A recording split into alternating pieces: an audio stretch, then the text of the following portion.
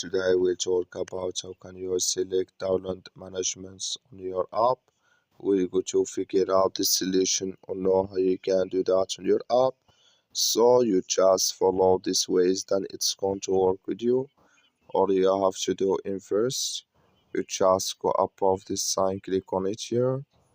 So then it's going to take you to your profile. It's going to show for you like this. You go above this sign, click on it here. So then you come to next CPU, it's going to show for you like this. Then you go down, just keep going down here. You click here on download management here.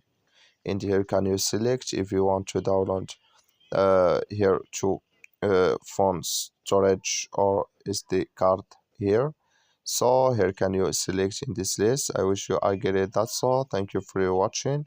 Don't forget to support us by like and subscribe. Thank you for your watching.